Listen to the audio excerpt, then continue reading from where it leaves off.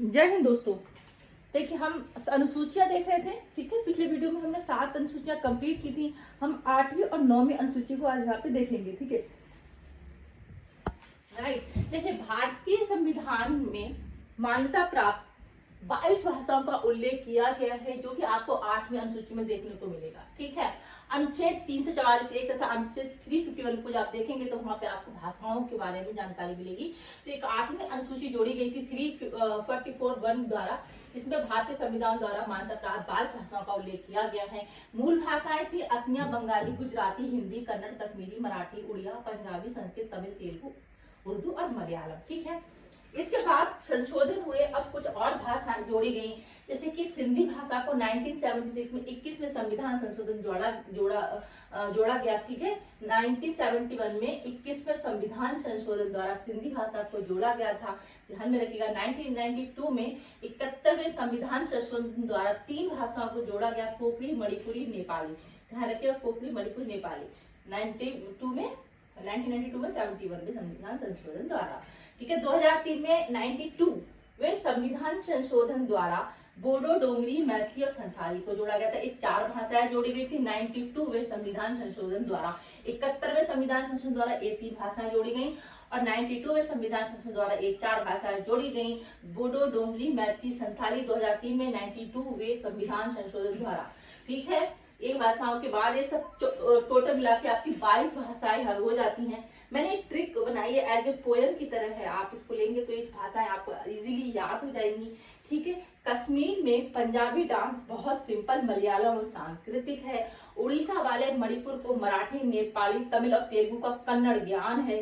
हिंदी गुजराती लोग बंगाल के असम से उड़कर उर्दू लाए तथा संताली मैथिली से कोंकणी मिठास लेकर बोडो, डोंगरी भाषा से मिले, क्रिएटेड बाय सिंधी। तो ये सिंधी भाषा भी यहाँ पे आ जाती है और ये सभी भाषाएं यहाँ पे आ जाती हैं। 22 भाषाएं इस पोएम में आ जाती है।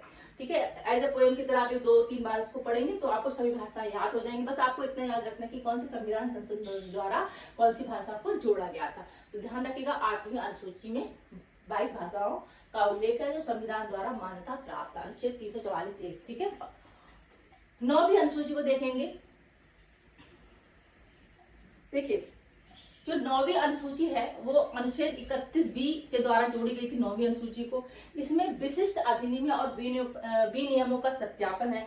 देखिए, मैं को स्टार्टिंग बता देती हूँ कि पृष्ठभूमि क्या है। तमिलनाडु के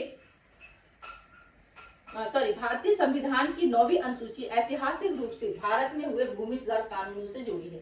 ठीक है, भारतीय संविधान की 9वीं अनुसूची ऐतिहासिक रूप से भारत में हुए भूमि सुधार कानूनों से जुड़ी है।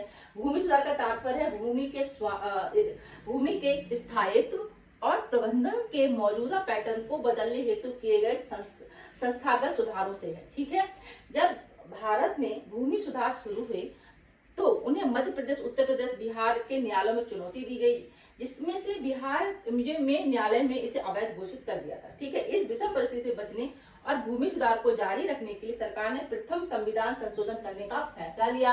प्रथम संविधान संशोधन अधिनियम 1951 द्वारा संविधान में शामिल की गई 9वीं अनुसूची।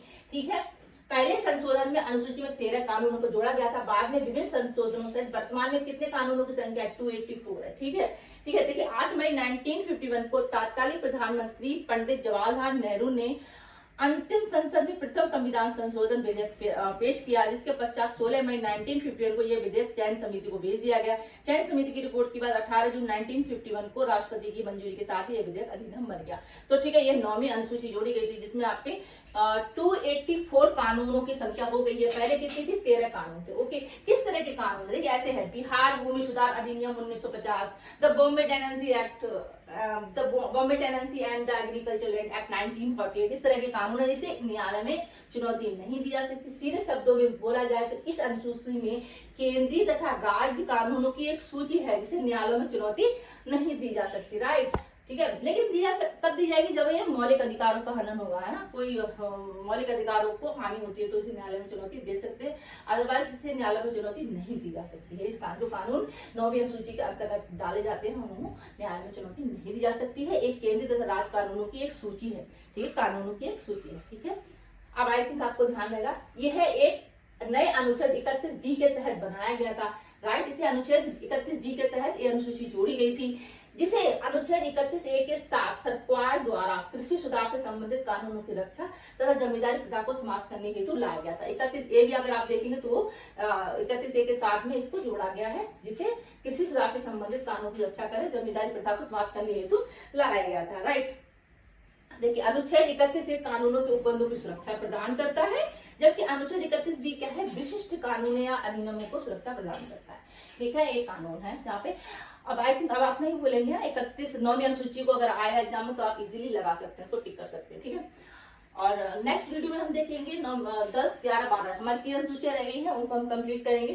जानकारी अच्छी लगती है तो प्लीज चैनल को लाइक शेयर जरूर करें। थैंक यू सो मच, हम नेक्स्ट वीडियो में मिलते हैं। नोटिफिकेशन प्लीज ऑन रखिएगा, जब भी वीडियो अपलोड होगा तो आपको उसका नोटिफिकेशन मिल जाएगा। थैंक यू सो मच, हम नेक्स्ट वीडियो में मिलते हैं।